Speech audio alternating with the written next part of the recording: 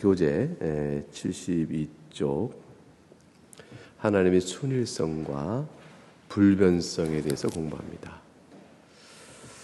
하나님의 순일성과 불변성, 제일 어려운 부분 중에 하나예요. 특히 순일성 부분은 오랜 동안 교회사 속에서 교리 논쟁을 해왔던 것인데, 사실 서방교회 전통 안에서는 이미 확정이 됐어요. 그런데 서방교회의 순일성 교리에 대한 반론들이 여전히 있고, 또 현대신학자들 가운데 계속 이의가 있고, 그런 부분입니다. 여러분 생각은 어떤지 한번 설명을 들으시고 또 따라오시기 바랍니다. 자, 둘째, 예수님 말씀하신 대로 하나님은 어떠하시다고 되어 있어요? 순전한 영이시다, 이렇게 되어 있죠. 우리가 하나님은 영이시니라고 말할 때, 그것이 이제 하나님의 영은 순결하시다, 순전하시다. 이게 순수하시다라고 번역을 하지 않고 순전하다 하는 것은 어떤 뜻인지 모르겠어요. 퓨어를 뭐라고 말해야 될까? 이것이 갖고 있는 의미는 때묻지 않았다, 더럽지 않다라는 측면이 있음과 동시에, 또 중요한 것은 뭐가 이것저것 혼합되어 있지 않은 상태다, 그런 것이거든요. 복합적이지 않고 혼합되어 있지 않고 뭐가 섞여 있지 않고 그대로야, 이 순수함이에요. 그래서 이 순수함은 본래, 더 읽어보겠어요. 그 내용이 뭘 의미하는지. 그분은 설명을 이렇게 붙여놨습니다. 우리와는 달리 여러 신체 부분들과 감정들과 잠재력으로 이루지 않으셨다. 이게 무슨 말일고, 우리는 신체가 여러 가지가 다 모아져서 하나의 사람을 이루잖아요. 부분의 합입니다. 그리고 우리는 감정과 잠재력이 있어요. 이 감정과 잠재력이라고 이제 번역된 것은 이제 이게 이모션이거든, 패션하고 포텐셜리티예요. 그러니까 우리는 다른 어떤 것으로부터 영향을 입는 그런 존재예요. 그리고 아직은 실현되지 않은 가능적 존재로 있는 것들이 많아요. 이 두 가지는 굉장히 철학적 개념이에요. 다른 무엇으로부터 영향을 입는다 그러면 영향을 입는 자는 변화를 겪어야 돼 있어요. 영향을 입기 전과 입기 후의 변화, 이런 변화 상태를 누군가가 겪는다면 이 철학적 아이디어에서는 완전성에 미치지 못한다 생각하는 거죠. 이게 완전함이라는 것은 그 상태가 완전하기 때문에 다른 어떤 상태로 변화해야 될 필요성이 없는 상태가 완전성이에요. 더 나은 것이 없기 때문에. 그러니까 더 나은 것으로의 변화가 완전성에는 없는 거예요. 그래서 원래 perfect라는 영어 단어가 있잖아요. 완전하다. 그 완전의 perfect에 more perfect하고 비교급 붙이면 그 이상한 거예요. 말이 안 되는 거죠. 그래서 most perfect 것은 강조의 의미지, 실제로 더 완전하고 더 완전하고 더 완전하여 진짜 극상의 완전함이다, 이렇게는 사람이 인식 안에서 이것도 좋아, 더 좋아, 더 좋은데 진짜 좋아, 이렇게 하는 것은 우리 안의 개념이지, 실제 하나님의 완전성에는 그런 식의 변화의 단계를 거쳐가는 게 없으셔요. 완전하니까 거꾸로 덜 완전해지고 또 상처 입고 또 손상되어지고 더 나빠지고 이런 일은 또 없는 거죠. 그러니까 하나님 그분에게서 플러스가 없고요, 마이너스가 없어요. 그 자체가 완전한다는 것은 어떤 상태로서의 변화가 없고, 변화가 없다는 것은 무엇 다른 하나님 외에 다른 어떤 것으로부터 영향을 입어서 자신에게 변화가 생기는 일은 없다. 이게 이제 그 중요한 일이죠. 근데 우리는 어때요? 외적인 것부터 영향을 입잖아요. 영향을 입으면 화도 나고 또 싫어하기도 하고 또 좋아하기도 하고 뭐 이런 등등의 변화가 있잖아요. 우리는 계속 이 감정적 변화가 있어요. 이게 당하는 거예요. 받는다, 당한다 이런 뜻을 가져요.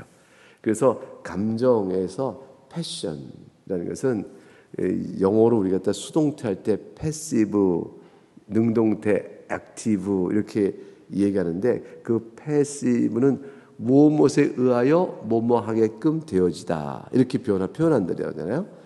그래서 무엇에 의하여 뭐뭐하게끔 되어지게끔 영향을 입거나 힘을 받거나 제압을 당하거나 이끌음을 받는다 이런 뜻인데 이런 게 하나님은 없으신 거예요. 하나님은 스스로 계신 분으로 스스로 원하신 분으로 하실 뿐이요 다른 것도 당하신 것이 없으시고 받으신 게 없으신 그 자체로 변화가 없는 완전성이시다. 이게 순수성 안에 담겨져 있는 뜻이에요. 하나님은 그 존재 자체의 구성이 무엇의 합이나 혼합이 아니요 또 그분 자신에게 다른 것을 외적부터 영향을 입어 변하시는 감정은 없다. 그럼 하나님의 감정이 없으신가? 하나님의 감정이 있으세요. 하나님의 감정은 어떠냐면 스스로 내보내시는 감정은 있으세요. 당하시는 감정이 아니라 스스로 내보내시는 감정. 그 하나님께서 스스로 내보시는 것은 능동성 있는 것이죠. 그것은 다 하나님의 선한 뜻에 의한 사랑의 능동적 이 내보내심이 있어요. 공의로 인해 공의도 하나님이 내버리시는데 분노한다는 것은 당하시는 거 아니냐. 우리가 불순종하니 우리의 악으로 인하여 하나님이 경노하시고 분노하신다는 것은 하나님도 그럼 감정적 타격을 입으신 거 아니냐. 이런 생각을 얼뜻 할 수 있잖아요. 그때 주의할 점은 뭐냐면 성경에서 하나님께서 인간의 악을 보고 경노하시다는 이런 표현은 이게 하나님이 마치 사람인 것처럼 빗대어 설명한 것이다 라는 걸 이해해야 돼요. 다시 말하면 우리 편에서 내가 한 행실이 또 우리 이 교회가 한 행실이 하나님의 교훈에 얼마나 어긋났으며 그로 인하여 하나님의 공의의 심판을 받기에 어떠한 상태인가를 보여줌에 있어서 우리가 이해할 수 있는 감정의 표현을 하나님께 넣어 하나님이 크게 화를 내시고 크게 노하신다라는 말로 보이는 거예요. 그래서 우리가 얼마나 하나님의 교훈에서 벗어났는가 알고 우리가 회개토록 이끄시는 거죠. 그러니까 하나님이 미워하신다. 이것도 하나님이 당하여 미워하시는 게 아니에요. 하나님께서 하나님의 완전함에 비춰 얼마나 그 완전함과 거룩성에 비춰 우리에게 주신 바 된 교훈으로부터 얼마나 우리가 멀어졌는가를 보이는 거예요. 순종하면 하나님이 기뻐하셔요. 기뻐하는 것도 하나님 자신의 변화가 아니고요. 그 교훈에서 우리가 얼마나 가까운가를 우리가 알도록 보이시는 거예요. 신인 동정론적 하나님과 사람 신인 동정 같은 정감을 동일하게 갖고 있는 듯이 표현한 기법이다. 이렇게 우리가 설명해요. 신인 동정론적이다. 하나님은 완전하시고 순수하셔요. 그래서 하나님 그분 자체는 이렇게 어펙션하는 이 어펙지오 그러는데요. 우리를 향하여 내미시는 모든 손길은 선하시고 그 다음에 사랑이시며 그러하시다. 은혜로우시다. 라는 기본적 성향은 하나님께서 영향을 받아 하시는 게 아니에요. 하나님 스스로 나오시는 거예요. 그러니까 우리를 향하여 긍휼히 여기시고 태초에 창세전에 이미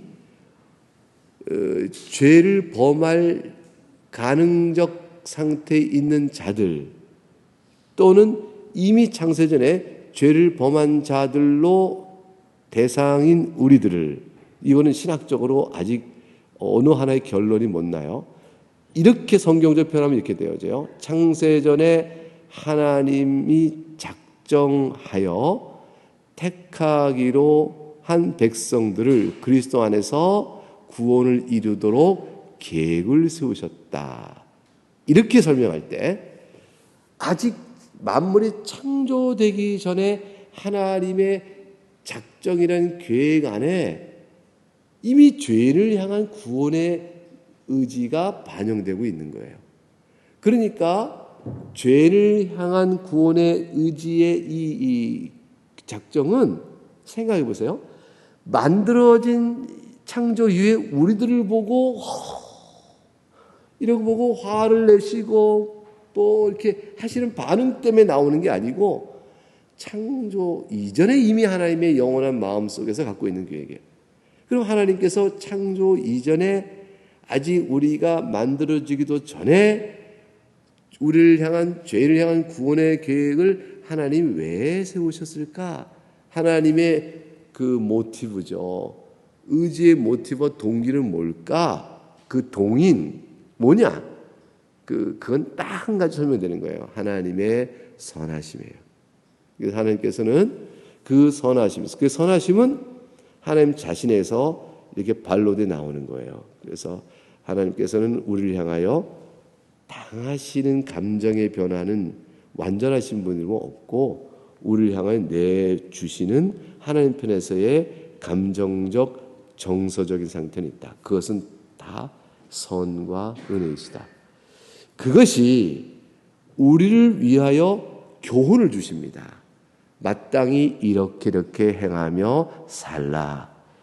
율법을 주시는 것이고 계명을 주시는 것이요.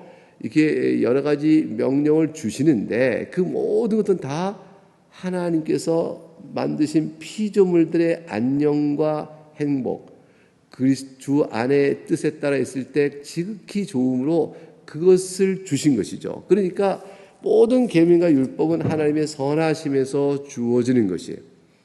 근데 이 선하심에 대하여 불순종하고 타락하고 악을 행하니 이 악을 행한 자들에 대하여 그들이 얼마나 하나님의 본래적 선하심에서 멀리 있는가를 각성시키도록 하기 위한 계시를 보이시는데 그 계시의 표현에 우리가 이해할 수 있도록 표현을 사용하시는 수사법적 기법이 있는 거예요. 그게 뭐냐면 아까 말씀드린 신인 동정론적 표현인 것이에요. 그래서 하나님이 진노하시고 경노하셨다라고 되어 있는 거예요. 하나님께서 우리가 감정상 쓰라리고 다쳐서 상처를 입고 이렇게 그렇게 아파하듯 감정상에 상처를 입어서 나신 표현이 아니고 하나님 완전하셔요. 그래서 상처를 입으시는 분이 아니에요.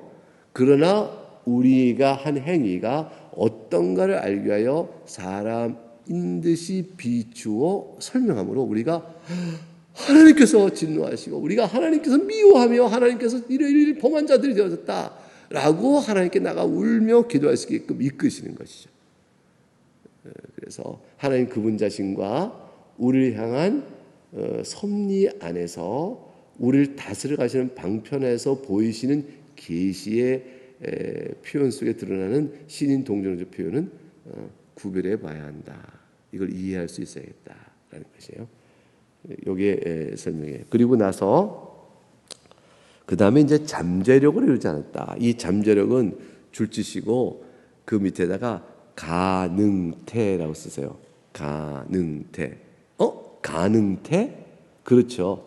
가능태란 뭐의 대꾸냐면 현실태의 대꾸예요.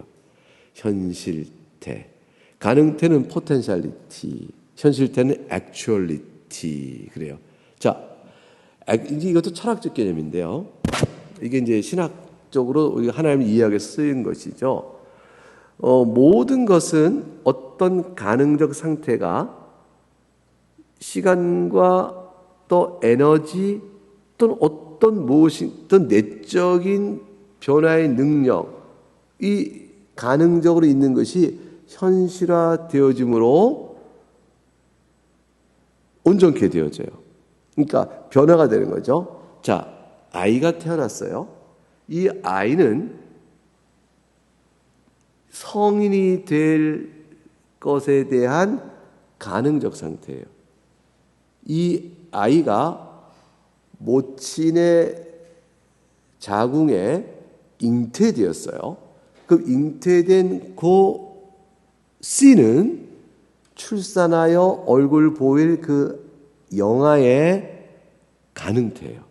이 가능태가 변화를 거쳐서 출산한 어린아라는 현실태가 되고, 이 현실태는 또 다른 미래적 변화의 가능태로서 다시 또 현실태가 되어져요.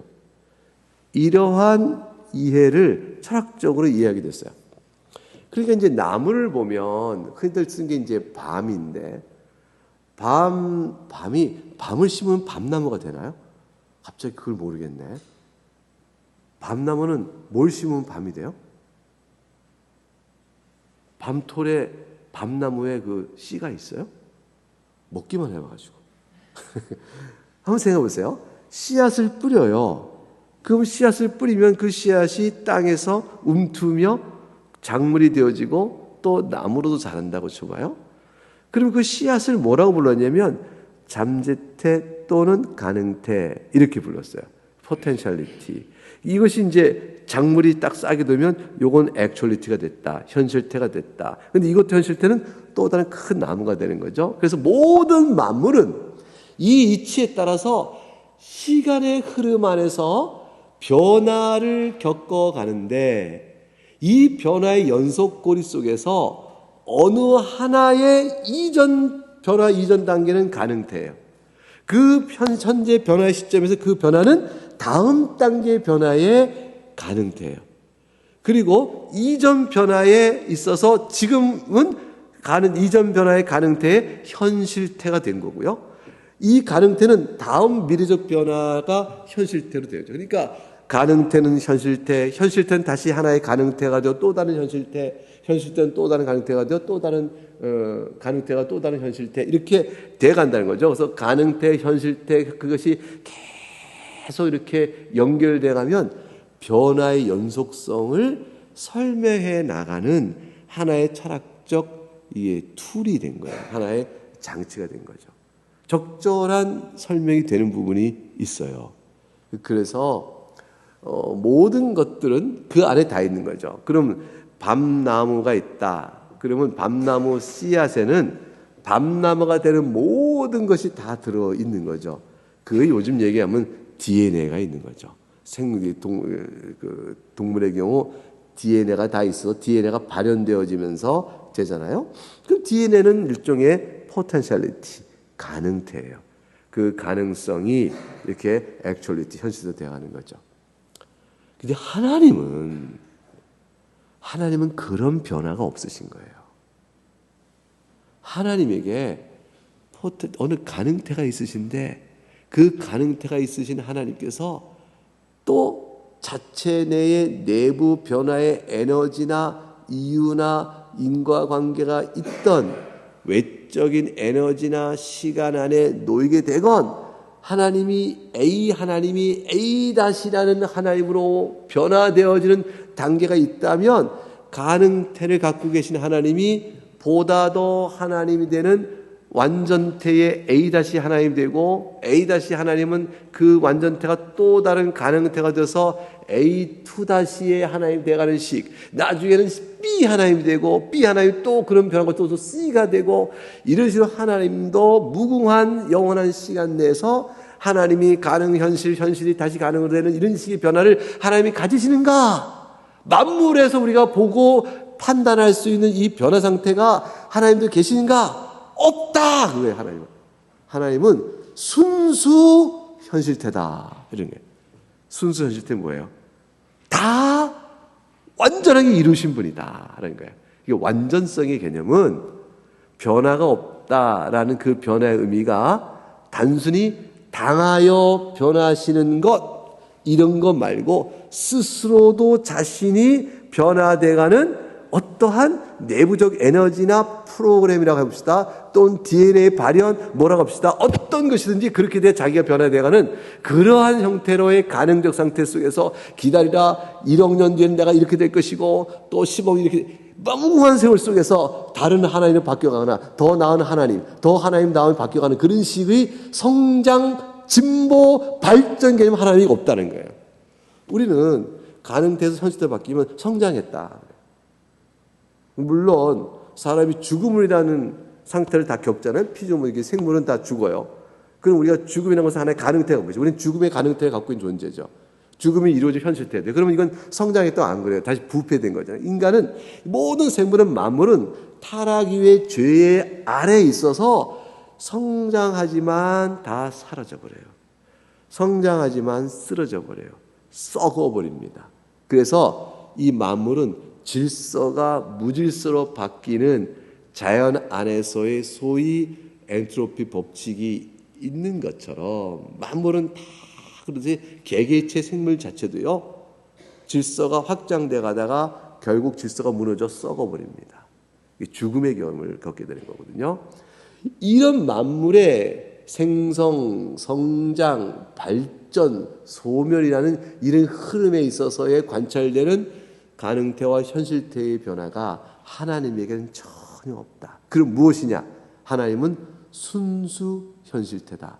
완전 현실태다. 모든 것이 다 완전하게 되어진 분이시다. 그래서 하나님에게는 어떠한 잠재력도 없다. 이렇게 표현된 거예요. 그 책에 여기 나와 있는 이 단어 하나하나가요 엄청난 이제 의미를 지닌 거죠. 여러 신체 부분들이 없다라는 건 뭘 의미해요? 하나님은 몸이 없으시다는 거예요. 하나님 몸이 없으세요. 하나님은 영이셔요. 이건 뭐 뻔한 얘기잖아요. 근데 하나님은 자꾸 몸이 있듯이 그런 사람들이 있는데 애나 그러나 이거 우상 숭배를 하지 말라는 뜻이 하나님이 거기서 나와요. 하나님은 몸이 없으신데 사람이 우상화시켜 물체로 그려내는 거죠. 그러면 완전한 영이신 하나님이 하나의 물체로 전락되어져요. 피조물로 전락되는 거죠. 피조물성에서도 물체적인 존재로 하나님이 전락되거나 아니면 거꾸로 되는 거죠. 사람이 물체를 가지고 하나님의 신체 구성을 해놓고 하나님이여 비면 인간이 만든 피조물을 신격화시키는 죄를 범하는 거예요. 우상숭배는 양면적이에요. 하나님이 마치 피조물의 물체인 양 하나님을 격화시키는 큰 죄악이요. 하나님을 모독하는 거죠. 뿐 아니라 이 물체를 하나님으로 신격화시키는 일의 죄가 있는 거죠. 그래서 우상숭배의 죄는 양면적이에요. 두 가지 방이 내려오고 올라가는 게 다 죄예요. 하나님은 몸이 없으신 분이니까 어떤 형태로든지 하나님을 신체적 묘사로 그려내는 것은 죄악이에요. 그래서 삼일체 하나님을 무엇에 빗대어 유비가 안 되는 까닭이 하나님은 몸이 없어서가 안 돼요. 관계 성질에 대한 특징만 잡아서 빗대 보려고 해도 어려워요. 내내 얘기 드린 것처럼 위격과 본질의 상관성을 종합 모두 담아서 표현할 유비가 없습니다. 하나님은 아주 신비로운 분이에요. 목사님 지금 설명은 내내 들었는데 하나도 모르겠어요. 그래서 하나님이시지. 그러니까 이걸 알았어요. 하나님이 내가 다 설명할 수 있어요. 아닌데 설명하셨잖아요. 나는 그냥 얼마나 모르는가를 설명했는데 그거예요. 얼마나 모르는가를 설명한 거예요. 그래서 신비로우셔요. 그래서 하나님은 신체가 없으시니 우상 숭배를 하면 안 된다. 하나님은 감정이 없으시 하나님이 우리처럼 뭘 당하여 반응하시니 감정이 있다 생각하면 안 된다.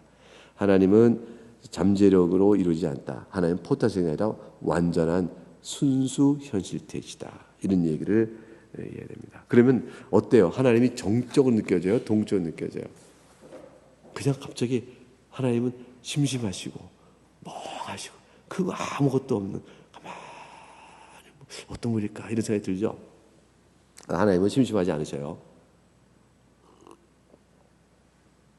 하나님은 외롭지 않으시고요. 성부와 성자 성령 사이에 위격 간에 누려지는 깊은 교통과 사귐 안에 누려지는 충만한 지혜와 그 복된 기쁨의 연락함은 말할 수 없는 우리가 이 세상에 느끼는 모든 공동체 교제의 기쁨에 대한 원형이며 또 모범이며 이 세상에 사람이 누리는 것에 대한 공동체적 행복감에 극치를 가도 하나님의 완전한 행복에 발치도 못 가요.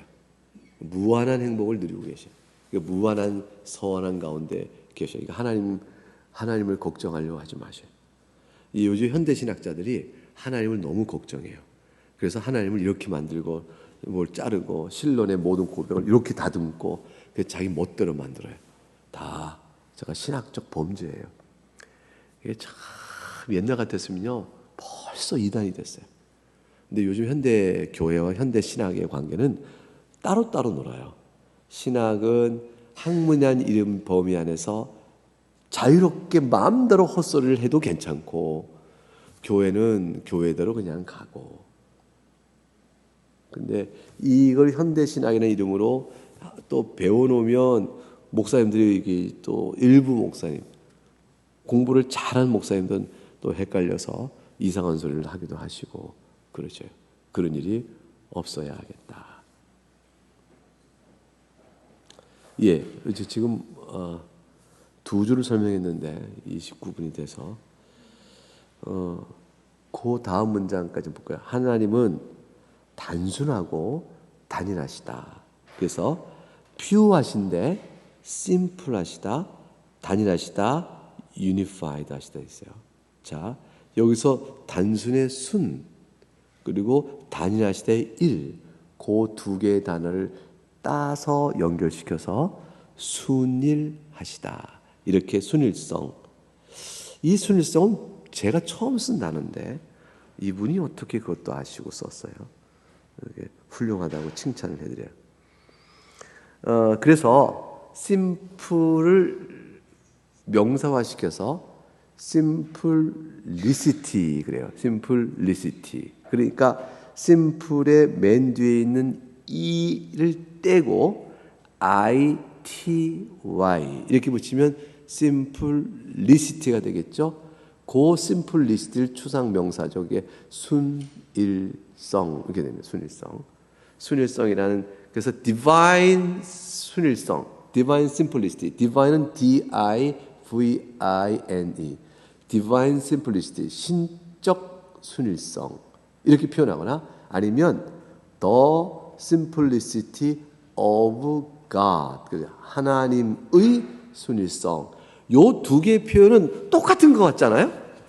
똑같은 것 같은데 divine simplicity라고 주장하는 사람하고 the simplicity of God 이렇게 말하는 사람하고 simplicity 이 순일성에 대한 이해가 싹 달라요. 그 다른 점이 있어요. 이제 그 다른 점은 매우 신학적인데 이 책에서 설명 안 하면 저도 설명 안 할 거예요. 왜냐하면 너무 신학적이니까.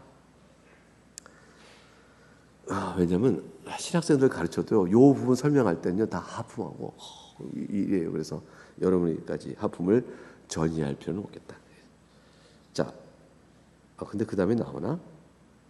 그 다음에 좀 나오는 것도 같네. 아무튼 그 단락까지 보죠. 그분의 속성들은 나오네. 신적 본질의 서로 다른 측면들이 아니라 무슨 말일까요? 여기서 속성 줄치고 본질을 구별하고 있죠. 자, 신적 본질은 무엇입니까? 아무도 모릅니다. 신적 본질은요 미지의 신비예요. 자, 하나님의 신성 본질은 설명 못해요. 신적 본질이요 신성은 모릅니다. 근데 그 신성을 가지시고 하나님께서 어떤 뜻을 말씀하시거나 또 행하시는 사건을 통해서 우리에게 하나님이 어떤 분인가를 가르쳐주는 여러 성격, 성질, 성품들을 우리가 알게 되어져요. 하나님은 자비로우시다. 말씀으로도 자애롭고 긍휼이 풍성하셔서 말씀을 주셨으니 하나님은 그런 분 줄 아셔요. 그리고 실제로 이스라엘의 타락상에도 하나님이 용서하시고 자기 종을 보내어 회개케 하시며 다시 오래 참고 이끌어 가셔요. 하나님은 얼마나 오래 참으시는가, 이걸 우리가 고백하게 되는 거죠. 사건을 통해서도 알고 실제 하나님이 말씀으로 자신이 어떠하다 해주심으로 우리가 알아요. 이것들은 하나님의 본질에 의하여 우리와 관계하며 나타나는 여러 측면의 성질이나 성격이에요. 그렇죠? 하나님 그분의 본질이 우리와의 관계 속에서 어떨 때는 공의로, 어떨 때는 사랑으로, 오래 참으심으로, 긍휼로, 또 선하심으로 등등등 이렇게 여러 측면에 다양하게 하나님의 본질의 측면들이 나타나죠. 그러면 우리 생각에는 그 나타나는 것들 우리가 속성이라고 그래요. 하나님에게 붙어 있어서 나오는 것, 하나님에게 돌려드려야 될 어떤 성질, 이런 것들을 우리가 속성 그렇게 말하는데, 이 속성들을 우리가 다 안다면 그걸 전부 합치면 하나님 본질이겠네요, 이렇게 생각할 수 있단 말이에요. 그렇게 되면 하나님의 본질은 속성들의 합이 되잖아요. 하나님은 순일하시기 때문에 속성들의 합이 아니에요. 그러니까 하나님의 속성을 대표적으로 5개를 꼽아보잔 말이에요. 선하심, 은혜로우심, 거룩하심, 공의로우심, 또 오래 참으심. 이 5개를 성경에 나오니까 하나님의 속성은 5개를 모아져. 이 5개의 합이 하나님의 본질이야. 하나님의 본질을 5개로 나눌 수 있어요. 이렇게 되면 안 된다는 거예요. 이 5가지가 다 하나의 신비로운 신적 본질이 우리와 관계하여 나타내 보시고 가르쳐 주신 바 된 5가지 측면의 모습이에요. 이 5가지 성질은 서로 구별되어져요. 하나님의 거룩하심이 하나님의 사랑과 다른 개념이거든요. 서로 구별되어져요. 서로 구별되어지지만 다 하나의 본질의 한 측면이에요. 그러면 더 나가서 하나님은 무엇의 합이 아니니까 하나님의 거룩은 하나님의 본질과 같다. 그렇지, 하나님의 본질은 거룩하죠. 그러네. 그럼 하나님의 공의로움은 하나님의 본질과 같다. 그렇지, 하나님은 공의로우시고 본질이죠. 그러면 신적 본질이신 하나님의 공의와 거룩성은 어떻게 돼? 하나님은 사랑이죠. 그렇지, 하나님은 본질이 사랑이죠. 그러면 가만히 있어봐, 다 본질이시네. 그러면 어떻게 돼요? 거룩, 사랑, 공의는 서로 같은 건가? 이 질문이 나오게 되어지죠. 피조물에서는요, 등식이 성립이 안 될 수가 있어요. 삼각형은 180도예요, 내각이. 삼각형은 3면이에요. 그렇다고 해서 180도가 3면과 같다, 이렇게 말하면 안 돼요. 그러니까 A는 X다, B도 X다, C도 X다. 그러므로 A는 B는 C는 다 동일하다, 이렇게 말하면 이게 안 맞아요. 그렇게 맞기가 어려워요. 자연 안에서 어떤 게 근데지 모르겠어요. 논리적으로도 그게 안 맞는 일인 거죠. 그러니까 사과는 빨간 건 뭐죠? 말하기 좀 곤란한 건데, 그렇다고 해서 그게 다 같은 게 아니란 말이에요. 연대지만. 근데 하나님에게는 합이 없다니까. 무엇인가 합성된 게 아니에요. 삼각형은 내각의 180도와 3면이 어우러져 삼각형이라는 걸 구성해요. 하나만 있으면 삼각형이 안 나와요. 180도 갖고 삼각형 만들어보자. 3면만 갖고 만들어요. 이게 합쳐져요. 3면인데 180도가 아니면 삼각형이 아니에요. 180도인데 3면이 안 나오면 삼각형이 아니에요. 이게 서로 다르면서도 합이 돼야 돼요. 근데 반드시 필연적으로 합이 되게 돼 있지만, 필연적으로 합이 된다 할지라도 합이 되어야 되는 것인데, 하나님께서는요, 그 자체가 합의 개념이 없어요. 제가 이게 삼각형 예를 든 게 잘한 건지 모르겠어요. 말하면서 잘한 거냐? 왜냐하면 제가 평생 처음 쓰는 예거든요, 이게. 이 설명을 하면서 처음으로 지금 떠올라서 쓰는 예라서 맞는지 모르는데, 말하면서 잘했다 생각이 한쪽에 막 들고 한쪽에서 그래도 잘 말한 거야? 왜냐하면 삼각형은 180도면서 3면이 아닌 경우가 없으니까. 아무튼 모르겠어. 이렇게.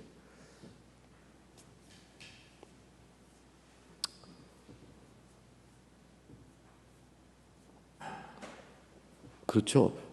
사면체인데 180도인 거는 없죠. 수학 선생님 계죠. 김 목사님, 사면체인데 180도가 없죠. 사면체면 다 어떻게 돼요? 360도죠. 어떤 모양의 사면체도? 어떤 모양의 사면체 180도? 180도인 도형이라면 필연적으로 삼각형이네요. 세 면으로 구성된 도형은 필연적 삼각형이네요. 근데 세 면과 180도는 서로 다른 것이거든요. 근데 하나님의 속성과 본질을 그렇게 설명이 되나? 근데 순간 이게 좋은 비유인지 제한성이 있는지 이게 좀 제가 순간 헷갈렸어요. 근데 좋은 비유 같은 생각이 점점 들어가지고 나중에 책에다 써야겠다는 생각이 좀 드는데 가장 근사할지 모르겠어요. 어쨌건 이거예요. 요점은 이겁니다. 하나님은 공의란 속성 더하기 사랑의 속성 더하기 거룩 속성 더하기 다 더했더니 본질이 됐다. 그런 건 없어요. 그런 거 아닙니다. 지난번에 제가 스펙트럼 얘기를 한번 해드린 것 같아요. 빛은 하나인데 막 번져 색깔이. 근데 이걸 위격과 본질을 얘기할 때 있거든요. 하나의 하나님인데 세 스펙트럼의 색깔이 분광되어진다. 이것이 삼일체다. 그건 아니다라고 했어요. 그것처럼 하나님의 이 심플리스트도요. 하나의 본질인데 분광으로 나온다. 한 측면을 보는 것은 맞는데 분광된 것은 에너지가 그만큼 분광된 만큼 3분의 1씩 나눠진다면 n분의 1로 나눠지겠죠. 근데 하나님은 안 그러셔요. 거룩성이 완전한 본질이에요. 사랑이 완전한 본질이시고 거기에 나눠짐으로 인하여 분할되어지면 합이 되어야 전체가 되기 때문에 합의 개념이 없어요. 혼합도 아니에요. 섞임도 아니고 그러니까 그 자체로 완전하십니다. 그래서 서로 다른 측면이 아니라 서로 다른 측면을 나눠볼 때 단점 때문에 그래요. 서로 다른 측면인데 합으로 보면 아니라 그 밑에 다양하게 묘사한 것이다. 이 묘사와 측면의 차이를 보세요. 다양한 측면으로 봐져요. 다양한 측면이 맞아요. 근데 아니란 말에 줄치고 왜 아닙니까? 그럴 때 다양한 측면이라고 말하면 분광된 것처럼 또는 어느 한 부분의 합처럼 보이는 것 때문에 그렇게 보는 것은 아니야 라는 거예요. 그럼 뭡니까? 그러면 다양한 묘사. 다양한 묘사가 다양한 측면 뭐가 다릅니까? 같아요. 그게 아니라와 그 다음에 일 것이 뿐이란 말은요. 개념으로 이해해야 되는 표현이에요. 자 보세요. 하나님은 신적 본질이 공의의 측면, 사랑의 측면이 나타나요. 이거 다양한 측면 맞아요. 그래서 아니란 말에 줄치고 잘 설명됐어요. 측면 맞아요. 근데 측면이라는 말을 왜 안 쓰려고 하느냐? 그것이 합으로 보여질까 봐. 그래서 다양한 측면으로 우리에게 보여지지만 합이 아니다. 그럼 뭐냐? 하나의 본질의 다양한 표현이다. 그 무슨 차이가 있느냐? 하나의 본질을 거룩으로, 하나의 본질을 사랑으로, 하나의 본질을 또 공의로 이렇게 봐야 한다. 그럼 다양한 측면 아니냐? 다양한 측면은 부분으로 보는 측면은 아니다. 그거예요. 그래서 다양한 측면이 아니라는 말의 표현 속에는 이 옆에 이걸 쓰시면 돼요. 부분으로 아는 측면처럼 아는 것은 아니다. 그 뜻이에요. 그러니까 하나님의 속성이 하나의 본질의 각 부분을 나타내는 의미에서의 측면은 아니다. 그럼 뭡니까? 각각이 하나의 본질 전체를 나타내는 것이다. 그럼 우리에게는 뭐가 됩니까? 사랑의 측면, 거룩의 측면으로 구별되는 거 아닙니까? 그렇지. 우리에게는 측면은 구별되겠지. 그러나 실제 하나의 본질의 부분을 나타내는 측면은 아니다. 그거예요. 그럼 뭡니까? 전체를 향한 하나의 다양한 표현이다. 그 말이 그 말 같은데. 그래도 그 차이는 하나의 본질을 이렇게 보니까 거룩, 이렇게 보니까 공의, 이렇게 보니까 이런 식으로 보는 것은 아닙니다. 라는 거예요. 그렇죠? 책이 있어요. 이렇게 보니까 직사각형이에요. 이렇게 보니까 더 넓적해요. 이렇게 보니까 이렇게 있어요. 이런 거 아니다. 이렇게 보면 이렇게 보고 이렇게 전체를 보게 되면 뭐가 돼요? 하나의 전체 면에 가운데 줄이 있는 형태로 보일 거 아니에요? 직set 딱 보면. 이런 식으로 보는 것은 아니다. 이제 그 부분을 설명하는 것이죠. 하나님은 변하지 않으신다. 이렇게 전문용 하나님 불변사이라고 하는다. 우리는 세상에 있는 모든 것을 변하지만 하나님은 결코 변하지 않으신다. 예. 그래서 본 속성들은 하나님에 관하여 여러 측면 혹은 여러 표현을 우리에게 보여주지만 부분의 측면으로서의 측면은 아니고 전체로서의 우리가 경험하는 하나의 다양한 속성들이다. 이렇게 생각하시면 됩니다. 예, 이렇게 하고 마쳐야겠습니다. 다음 시간에 이어서 계속 보도록 하겠습니다. 기도하겠습니다.